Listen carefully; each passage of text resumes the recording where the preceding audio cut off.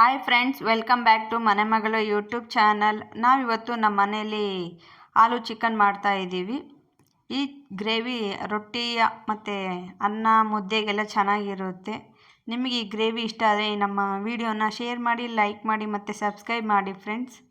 ಇದು ಮಾಡೋದಕ್ಕೆ ಏನೇನು ಬೇಕು, ಹೇಗೆ ಮಾಡ್ತೀವಿ ಅಂತ ಈ ವಿಡಿಯೋದಲ್ಲಿ ತೋರಿಸ್ಕೊಡ್ತೀನಿ ನೋಡಿ. ನಾನು ಇವಾಗ ಫಸ್ಟಿಗೆ ಒಂದು ಪಾತ್ರೆಯಲ್ಲಿ ಎಣ್ಣೆ ಹಾಕ್ಬಿಟ್ಟು ಸ್ಪೈಸಸ್ ಅಂದರೆ ಪಲಾವ್ ಎಲೆ, ಚಕ್ಕೆ, ಲವಂಗ, ಮೆಣಸು ಹಾಕಿ ಸ್ವಲ್ಪ ಫ್ರೈ ಮಾಡಿ, ಅಂದರೆ ಒಂದು 10 ಸೆಕೆಂಡ್ ಅಷ್ಟೇ ಫ್ರೈ ಮಾಡಿಬಿಟ್ಟು ನಾನು ಈರುಳ್ಳಿ ಹಾಕ್ಕೊತಾ ಇದ್ದೀನಿ. ಇವಾಗ ನಾನು ಈರುಳ್ಳಿನ ಉದ್ದ ಕಟ್ ಮಾಡಿದ್ದೀನಿ.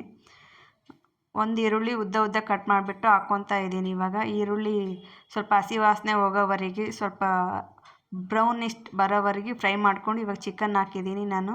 ಅದ್ರ ಜೊತೆ ಒಂದು 5-6 ಬೇಬಿ ಆಲೂಗಡ್ಡೆ, ಚಿಕ್ಕ ಆಲೂಗಡ್ಡೆನೂ ಹಾಕಿದ್ದೀನಿ ನಾನು. ಇವಾಗ ಇದಕ್ಕೆ ಉಪ್ಪು ಅರಿಶಿನ ಹಾಕಿ ಎಣ್ಣೆಯಲ್ಲಿ ಫ್ರೈ ಆಗೋಕ್ಕೆ ಬಿಟ್ಟಿದೆ. ಎಣ್ಣೆಯಲ್ಲಿ ಫ್ರೈ ಆದರೆ ಹಸಿ ಸ್ಮೆಲ್ಲೆಲ್ಲ ಹೋಗ್ಬಿಡುತ್ತೆ ಅಂಥೇಳಿ ಇವಾಗ ನಾನು ಮಿಕ್ಸಿಗೆ ಒಂದು ಈರುಳ್ಳಿ, ಒಂದು ಟೊಮೊಟೊ ಮತ್ತು ಸ್ವಲ್ಪ ಬೆಳ್ಳುಳ್ಳಿ, ಶುಂಠಿ, ಹಸಿಮೆಣಸಿನ್ಕಾಯಿ ಮತ್ತು ಕರಿಬೇವಿನ ಸೊಪ್ಪು ತೊಗೊಂಡಿದ್ದೆ ಒಂದು 5-6. ಇದನ್ನೆಲ್ಲ ಮಿಕ್ಸಿ ಮಾಡಿಕೊಂಡು ಪೇಸ್ಟ್ ಮಾಡ್ಕೋಬೇಕು. ಫುಲ್ಲು ನೈಸಾಗಿ ಪೇಸ್ಟ್ ಮಾಡ್ಕೋಬೇಕು.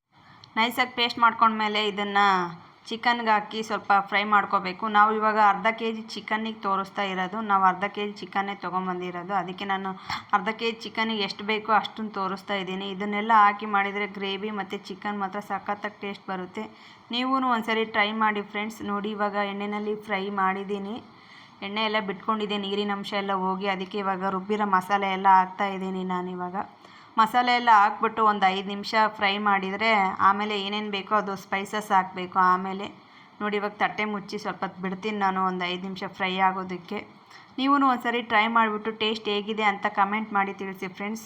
ಇವಾಗ ತಟ್ಟೆ ಮುಚ್ಚಿ ಒಂದು 5 ನಿಮಿಷ ಫ್ರೈ ಮಾಡಿದ್ದೀನಿ. ಇವಾಗ ಇದಕ್ಕೆ ಖಾರ ಪುಡಿ ಮತ್ತು ಧನಿಯಾ ಪುಡಿ ಒಂದು ಅರ್ಧ ಸ್ಪೂನ್ ಗರಂ ಮಸಾಲ ಮತ್ತು ಸ್ವಲ್ಪ ಚಿಕನ್ ಮಸಾಲ ಹಾಕಿ ತಿರುಗಿಸಿ ಒಂದು 2 ನಿಮಿಷ ಬಿಟ್ಟು, ಮತ್ತು ಇದಕ್ಕೆ ಸ್ವಲ್ಪ ನೀರು ಸೇರಿಸ್ಕೊತಾ ಇದ್ದೀನಿ, ಒಂದು ಗ್ಲಾಸ್ನಷ್ಟು.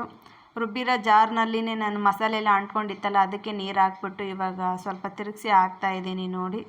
ಇದನ್ನೆಲ್ಲ ಹಾಕ್ಬಿಟ್ಟು ತಿರುಗಿಸಿ ಒಂದು ಸರಿ ತಟ್ಟೆ ಮುಚ್ಚಿ ಬಿಟ್ಬಿಡ್ತೀನಿ ಒಂದು 10 ನಿಮಿಷ, ಇಲ್ಲ ಒಂದು 5 ನಿಮಿಷ ಬಿಡ್ತೀನಿ.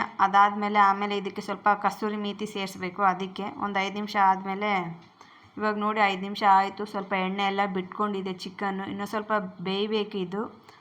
ಇದಕ್ಕೆ ಸ್ವಲ್ಪ ಇವಾಗ ಕಸೂರಿ ಮೇಥಿ ಸೇರಿಸಿ ಮತ್ತೆ ಒಂದು 5 ನಿಮಿಷ ಕುದಿಯೋಕ್ಕೆ ಬಿಟ್ಬಿಟ್ರೆಗಿನ ಲಾಸ್ಟಲ್ಲಿ ಗ್ರೇವಿ ಮಾತ್ರ ಸಖತ್ತಾಗಿ ಟೇಸ್ಟ್ ಬರುತ್ತೆ ನೋಡಿ. ಇವಾಗ ನಾನು ಕಸೂರಿ ಮೇಥಿ ಹಾಕ್ತಾಯಿದ್ದೀನಿ. ಇದನ್ನು ಹಾಕ್ಬಿಟ್ಟು ತಟ್ಟೆ ಮುಚ್ಚಿ ಸೈಡಲ್ಲಿ ಬಿಡ್ತೀನಿ. ನಾನು ಮುದ್ದೆ ಮಾಡ್ತಾಯಿದ್ದೀನಿ ಚಿಕನ್ ಜೊತೆಗೆ. ನಮ್ಮ ಮನೇಲಿ ಇವತ್ತು ಚಿಕನ್ನು ಮುದ್ದೆ, ಇಬ್ರಿಗೂ ರಜಾ ಇದೆ. ಅದಕ್ಕೆ ಇವತ್ತು ಫುಲ್ ಮನೇಲಿ ಚಿಕನ್ ಮುದ್ದೆ ಮಾಡ್ಕೊಂಡು ತಿಂದ್ಬಿಡೋಣ ಅಂತೇಳಿ ರೆಡಿ ಮಾಡಿದ್ದೀನಿ ನೋಡಿ. ಚಿಕನ್ ಆಯ್ತು, ಇವಾಗ ಊಟಕ್ಕೆ ಕೂತಿದ್ದೀವಿ ನಾವು ಇವಾಗ. ನೋಡಿ, ಮುದ್ದೆ ಚಿಕನ್ ನೀವು ಒಂದ್ಸರಿ ಟ್ರೈ ಮಾಡಿಬಿಟ್ಟು. ಇದು ರೊಟ್ಟಿ ಮತ್ತು ಅನ್ನಕ್ಕೂ ಚೆನ್ನಾಗಿರುತ್ತೆ, ಚಪಾತಿಗೂ ಚೆನ್ನಾಗಿರುತ್ತೆ. ಮತ್ತೆ ಹೊಸ ರೆಸಿಪಿ ಒಂದಿಗೆ ಸಿಗ್ತೀನಿ. ಟೇಕ್ ಕೇರ್, ಬಾಯ್ ಬಾಯ್ ಫ್ರೆಂಡ್ಸ್.